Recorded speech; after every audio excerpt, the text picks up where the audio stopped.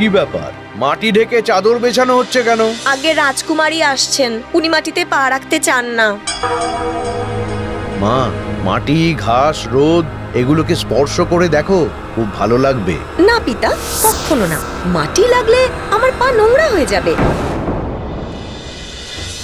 হায় রে, রূপে ওর চোখ অন্ধ হয়ে আছে। প্রকৃতির রূপ রস কিছুই ও চিনতে পারছে না।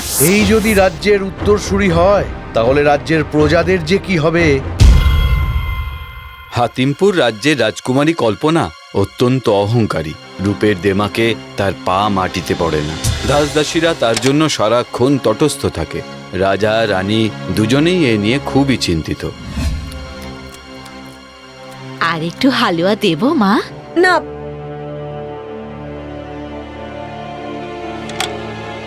এ কি জল কেন?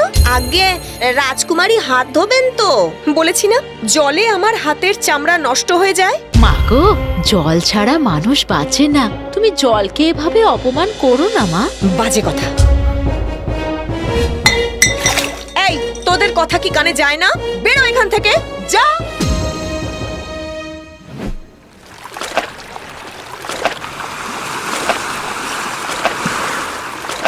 কি হলো? হঠাৎ এমন উত্তাল হয়ে উঠলো কেন নদী? হ্যাঁ, ওরে থাম থাম, রাগ করিস না, শান্ত হ। মাঝির বাঁশিতে শান্ত হয় নদী, আর সেই বাঁশির সুর এসে পৌঁছায় রাজপ্রাসাদে। আস্তে, নইলে কিন্তু আগে আগে আগে।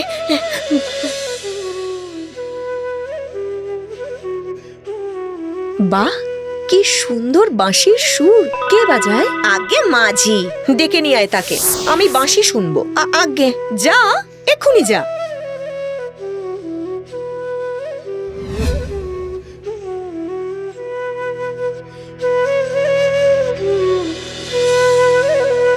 মাঝি ভাই, ও মাঝি ভাই। কি গো মেয়ে? আমাদের রাজকুমারী তোমার বাঁশি শুনতে চায়। তুমি চলো আমার সাথে রাজপ্রাসাদে। তা তো হবে না মেয়ে, আমার সুর এই প্রকৃতির। সেই সুর শুনতে গেলে যে প্রকৃতির কোলেই তাকে আসতে হবে। না না, রাজকুমারী বাইরে বেরোন না। কেন গো মেয়ে? তার রূপ এই রোদে জলে নষ্ট হয়ে যাবে যে। বোকা রাজকুমারী, তাকে গিয়ে বলো আমি নদী ছেড়ে ওই ইট পাথরের জঙ্গলে যাব না।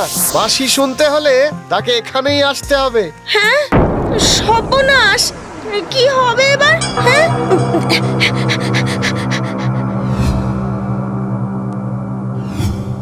আচ্ছা, এক তুচ্ছ সামান্য মাঝির এত বড় সাহস যে রাজ্যের রাজকুমারীর ডাকে আসবে না।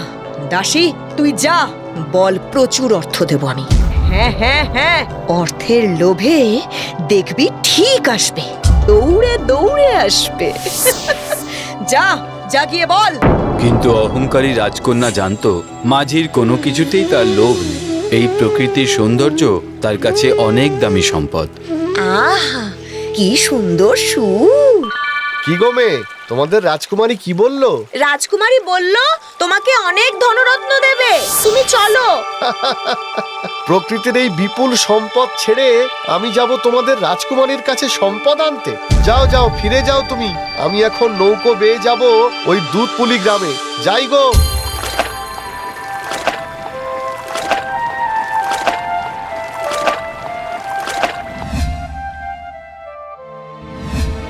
কি বললি?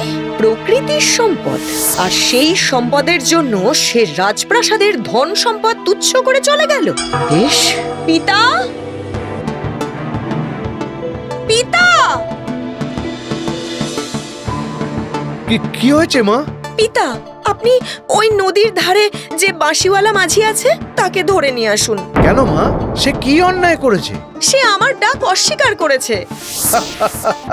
মা, সে তো তার ইচ্ছে, কিন্তু এটা তো কোনো অন্যায় নয় মা। আর একজন নির্দোষ ব্যক্তিকে আমি কিছুতেই ধরে আনতে পারবো না, এটা রাজধর্ম নয়। বেশ, তাহলে আমি নিজে যাব তার কাছে, তার অহংকার চুরমার করে দেব। দাসী, পালকি সাজাতে বল। আগে।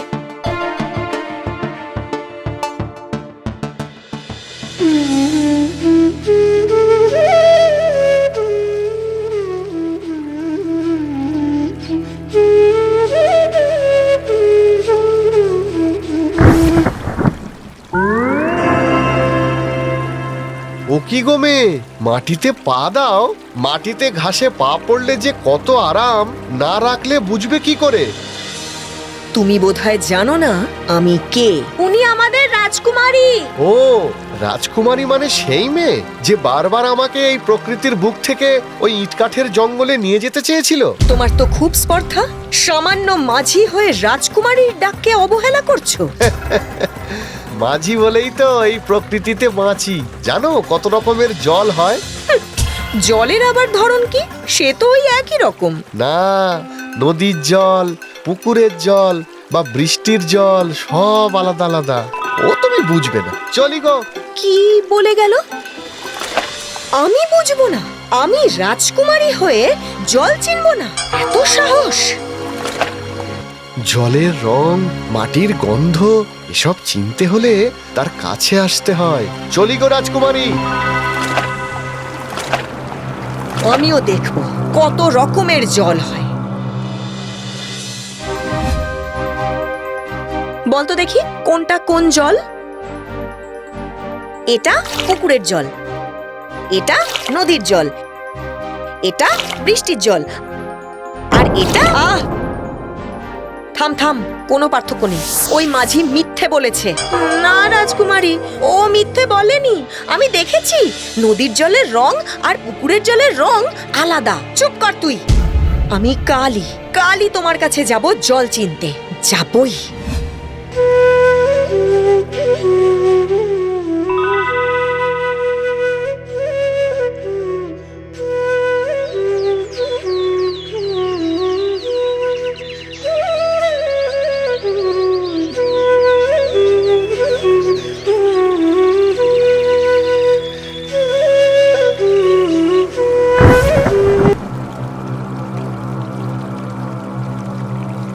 ওটা লাগবে না, সরিয়ে নাও। আমি সব জল কলসি করে আনিয়ে দেখেছি, কিন্তু কোনো পার্থক্য নেই। আছে গো আছে, দেখবে যদি এসো আমার নৌকোয়, আমি দেখিয়ে আনছি। কিন্তু এই কাদা মাখা নোংরা নৌকোয় আমি যাব কি করে? এই নাও, আমার কাঁধের গামছা বিছিয়ে দিলাম। এসো এসো। ক্রমে ক্রমে সেই নৌকা করে ঘুরে বেড়ায় রাজকুমারী, আর দু চোখ ভরে দেখতে থাকে প্রকৃতির সৌন্দর্য।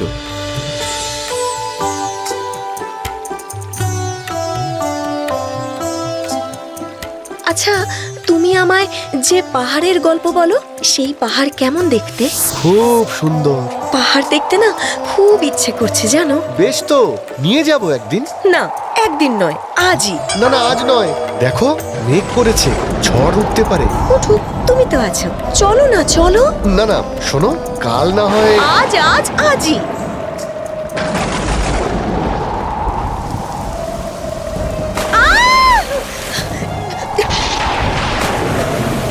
কি হবে এবার? আমি যে সাঁতার জানি না। ভয় নেই, শক্ত করে আমার হাত ধরে রাখো। রাজকুমারীকে শক্ত করে ধরে মাঝি সাঁতার কাটতে থাকে, কিন্তু ক্রমশ তলিয়ে যায় নদীর তলায়, আর তলাতে তলাতে পৌঁছে যায় লতাগুল্ম ঘেরা অগাধ জলের রাজত্বে। সেখানে মাছেরা খেলা করছে। সে এক অদ্ভুত সুন্দর দেশ। আহ, কি সুন্দর জলের তলাটা! এ যেন এক অন্য রাজ্য। এমন সুন্দর তো আমাদের রাজপ্রাসাদও নয়। সব সোনাদানার উজ্জ্বল আলো এখানে ম্রিয়মান। মাঝি, এ তুমি আমায় কোথায় নিয়ে এলে? মন বলছে এখানেই থেকে যাই, কিন্তু কিন্তু সে যে অসম্ভব, তাই না মাঝি? মাঝি, মাঝি, তুমি কোথায়? আমাকে ফেলে তুমি কোথায় গেলে? আমার যে বড় ভয় করছে। মাঝি, মাঝি! জল ছাড়া কেউ বাঁচে না। তুমি জলের অপমান করো কোন সাহসে? জল ছাড়া আমরাও বাঁচি না। এই জলেই তোমার মৃত্যু।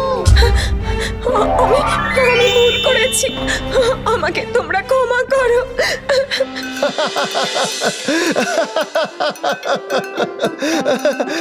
ওরে থাম তোরা, ও তো ভুল স্বীকার করেছে। মাঝি, কই কই তুমি? মাঝি!